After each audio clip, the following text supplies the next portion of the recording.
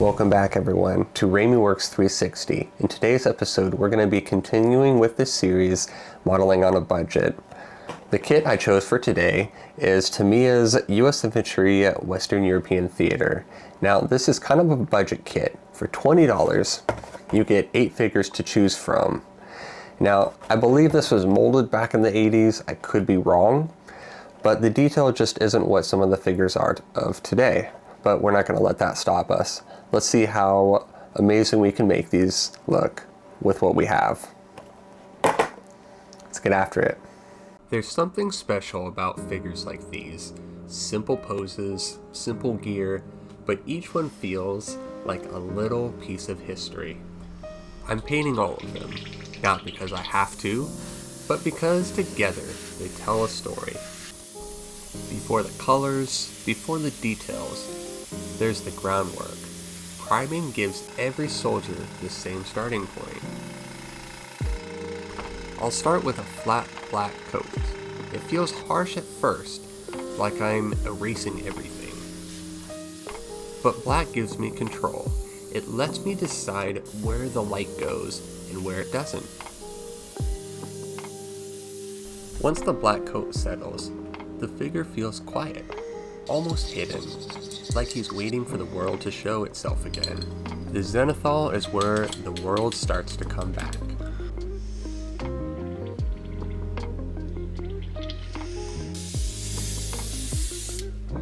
I hold the brush high and let the white fall like morning light, touching only the parts the sun would reach. This little gradient does more than just look nice. It becomes the guide for every highlight I add later, a roadmap for the story the paint will tell.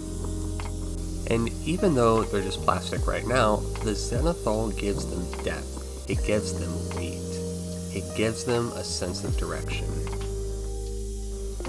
It's subtle, but it's enough to bring them back into the light.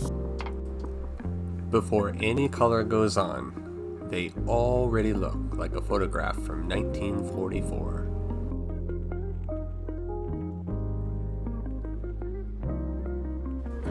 Before I get lost in the details, I keep the first colors simple, just base coats, quiet layers that lay the foundation for everything that comes later.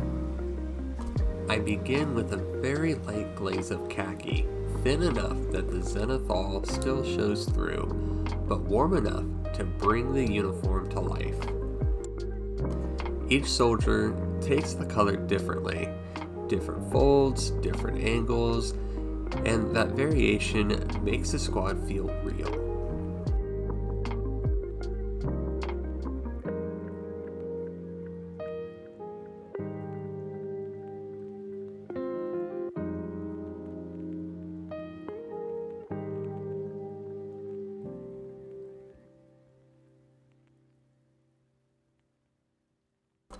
Even with just this first pass, he starts to shift.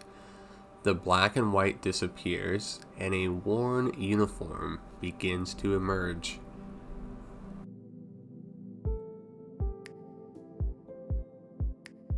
It's subtle, but that's what I love about this stage. You're not painting details yet, you're painting the history that sits underneath them. The trousers are a mix of muted greens and dusty khakis. World War II uniforms never matched perfectly. Sun, dirt, and time faded everything at its own pace. So, I let the light do most of the work, and just tint the surface with thin layers. Depending on how thin you go, you may be painting a lot of layers.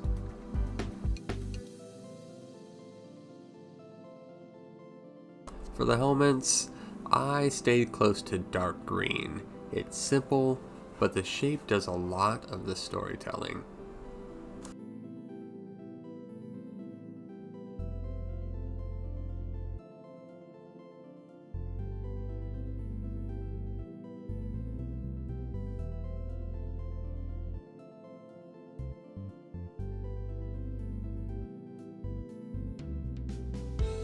For the leggings, I used buff. It has that pale, dusty tone that old canvas gets after months in the field. Now for the boots, I switched to burnt umber. It's dark and heavy, the color of leather that's been soaked, dried, and soaked again. I painted the boots a little more loosely than the rest. They're not meant to look clean or crisp. They should feel broken in, softened by miles of mud and gravel.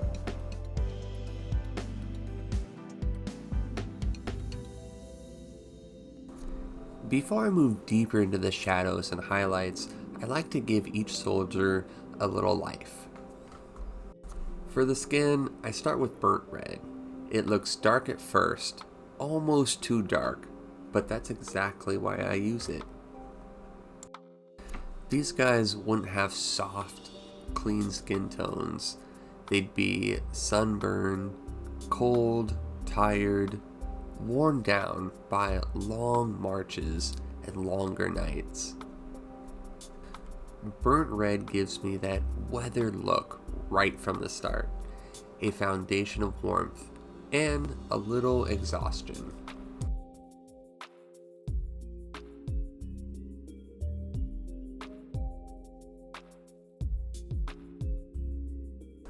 Once the burnt red dries, I go right over the top with brown sand, not just on the raised areas, but everywhere. It softens the red, brightens it, and turns it into that worn field tan look that feels right for 1944. What's left underneath is subtle, just a hint of warmth in the shadows, barely visible, but always there. And even without the highlights yet, the face feels alive. Not glossy, not perfect, but just human.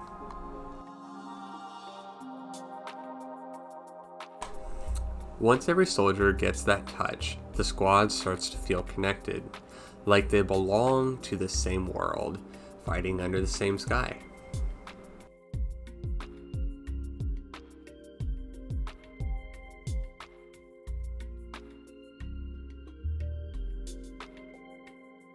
Once the skin tones dried, I moved on to the rifles, the one piece of gear every soldier depends on. For the wood, I used burnt umber. It has this deep, earthy tone that reminds me of old walnut stalks, the kind that gets darker the longer they're carried. For metal, I switched to gunmetal gray, not too bright. These rifles weren't chrome, they were tools meant to work, not shine. It's a small detail, but adding that cold steel next to the warm wood really makes the whole figure feel grounded. A rifle this small doesn't need to be perfect, it just needs to feel like steel and wood, something a soldier would trust his life with. And here they are.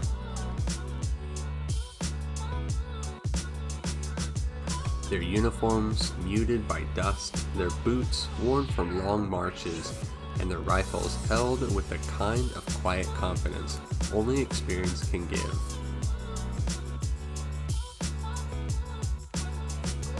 I also realized that I forgot to put some of the guns in their hands. Also with this kit, I love how each post tells its own little story.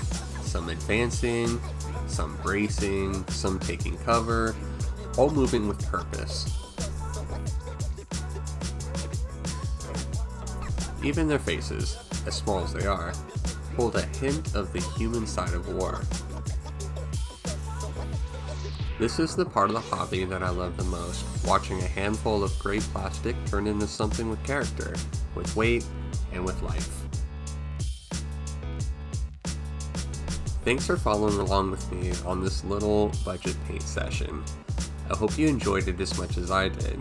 If you did, feel free to like, subscribe, and join me for the next one. And in the comments, let me know what kind of scene or diorama you'd like to see these guys in.